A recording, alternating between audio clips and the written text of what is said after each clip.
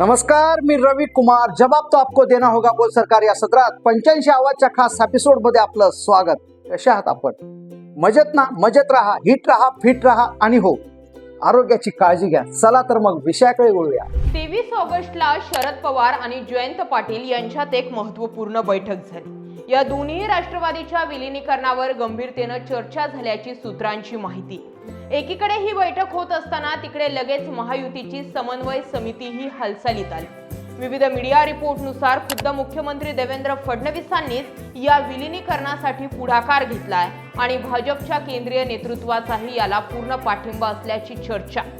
एकीकडे रोहित पवार पुण्यात राहुल गांधींच्या स्वागताचे बॅनर लावत असताना दुसरीकडे शरद पवार विलीनीकरणासाठी आणि पैऱ्यानं महायुतीत जाण्यासाठी सूत्र हलवतात.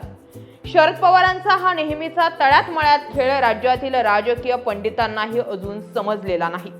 एकीकडे राहुल गांधींच्या पुण्यातील छात्रों की गूंज कार्यक्रमाला रोहित पवारांनी छाती ठोक पाठिंबा दिला असताना दुसरीकडे शरद पवार गटाच्या नेत्यांनी मात्र या कार्यक्रमापासून अंतर ठेवलेलं दिसलं.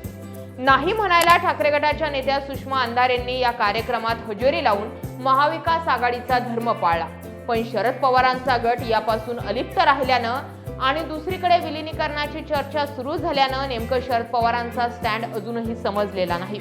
रोहित पवारांच्या बॅनरबाजीवरून काँग्रेस नेते विजय वडेट्टीवारांनी अप्रत्यक्षपणे शरद पवारांना टोला लगावला होता. रोहित पवारांना माहिती आहे देशाचं भावी नेतृत्व कोण करू शकतं, त्यामुळे त्यांनी राहुल गांधींच्या स्वागताचे बॅनर लावले. देशात राहुल गांधींशिवाय दुसरा पर्याय नाही हे देशाला समजलं असल्याचं सांगत त्यांनी अप्रत्यक्षपणे शरद पवार आणि भाजपच्या वाढत्या जवळीकीवरती सुद्धा निशाणा साधलाय. हे सगळे राजकीय सिनारिओ बघता शरद पवारांना महायुती अगदी हाकेच्या अंतरावर असल्याचं दिसून येतंय.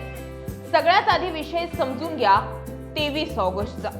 रविवारी रात्री शरद पवार आणि त्यांचे सर्वात विश्वासू जयंत पाटील यांच्यात एक बैठक झाली. या बैठकीनंतर राजकीय वर्तुळात थेट वाऱ्यासारखी बातमी पसरली की अजित पवारांच्या पश्चात आता विखुरलेली राष्ट्रवादी एकत्र आणण्याच्या हालचालींना थेट शरद पवारांकडूनच वेग आला. दुसरीकडे वर्षा बंगल्यावर महायुतीची जी समन्वय समितीची बैठक झाली तिथून जी माहिती लीक झाली आहे त्यानुसार देवेंद्र फडणवीस यांनी स्वतःही या दोन्ही गटांना एकत्र आणण्यासाठी मध्यस्थी करायला सुरुवात केली आहे. लोकसभा निवडणुकीत भाजपला मराठा आरक्षणाचा आणि पवारांच्या सहानुभूतीचा मोठा फटका बसला होता. आता पुन्हा मनोज जरांगे पाटील आंदोलनाची भाषा बोलू लागले आहेत. आगामी निवडणुकीमध्ये मराठा मतांचं ध्रुवीकरण रोखणं भाजपसाठी गरजेचं आहे. जर दोन्ही राष्ट्रवादी एकत्र आल्या आणि त्यांनी भाजपसोबत जुळवून घेतलं तर महाविकास आघाडीची हवा तिथेच टाईट होईल हा फडणवीसांचा पक्का हिशोब लागतोय. भाजप हायकमांडनेही याला ग्रीन सिग्नल दिला, कारण त्यांना महाराष्ट्रात कुठल्याही परिस्थितीत मराठा समाजाला दुखवायचं नाहीये. सोबतच भाजप मराठा विरोधी आहे असा मेसेजही जाऊ द्यायचा नाहीये.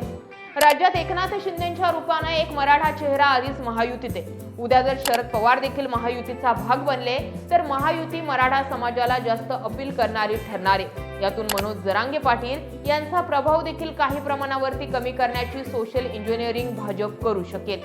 दुसरीकडे आम्ही भाजप सोबत कधीच जाणार नाही असं जाहीर सभांमध्ये सांगायचं आणि पडद्यामागे मात्र दिल्लीश्वरांच्या गाठी भेटी घ्यायच्या हा पवारांचा जुनाच पॅटर्न आहे. गेल्या काही महिन्यात शरद पवार गटाच्या नेत्यांनी दिल्लीत ज्या फेऱ्या मारल्यात आणि मोदी शहांच्या गळ्यात गळे घातलेत त्याची तारीखवार कुंडलीच आता समोर आली आहे. जरा या तारखांकडे नीट बघा म्हणजे तुम्हाला समजेल की हा वेळ किती आधीपासून सुरू आहे. 27 जुलै संसदेत अचानक शरद पवार आणि सुप्रिया सुळे यांनी पंतप्रधान नरेंद्र मोदी यांची भेट घेतली. नीट परीक्षेचा घोळ आणि महाराष्ट्रातील तरुणांचे प्रश्न यावर चर्चा झाल्याचं कारण या भेटीमागे सांगण्यात आलं असलं तरी फक्त एवढ्याच विषयासाठी पवार स्वतः मोदींना भेटायला जातील का हा प्रश्न विचारण्यात येतो. महायुतीत सहभागी होण्यासाठी पवारांनी आधी पिच तयार केल्याची चर्चा राजकीय वर्तुळात रंगली होती. पुढची तारीख 28 जुलै. या भेटीच्या दुसऱ्या दिवशी दिल्लीत मोठा राजकीय सोहळा झाला. सुप्रिया सुळे यांच्या कन्येच्या लग्नाचं रिसेप्शन होतं. तिथे विरोधी बाकांवरचे नेते तर होतेच, पण पंतप्रधान मोदी आणि केंद्रीय गृहमंत्री अमित शहा यांनी पवारांच्या 6 जनपथ या निवासस्थानी हजेरी लावली. शरद पवार आणि भाजप श्रेष्ठींमध्ये झालेली ही भेट भविष्यातील एकत्र येण्याची नांदी ठरेल असं राजकीय विश्लेषकांकडून सांगण्यात आलं. पुढची तारीख 29 जुलै. पुढच्या दिवशी आणखी एक गेम झाला. एका बाजूला प्रफुल्ल पटेल आणि पार्थ पवार शरद पवारांना भेटत होते, तर दुसऱ्या बाजूला सुनील तटकरे थेट अमित शहांच्या दरबारात हजेरी लावून आले होते. म्हणजे दोन्ही बाजूंनी पूल बांधण्याचं काम वेगानं सुरू होतं. पुढची तारीख 10 ऑगस्ट. खासदार सुप्रिया सुळे यांच्या नेतृत्वाखाली पवार गटाच्या सर्व 8 खासदारांनी पंतप्रधान मोदींची सामूहिक भेट घेतली.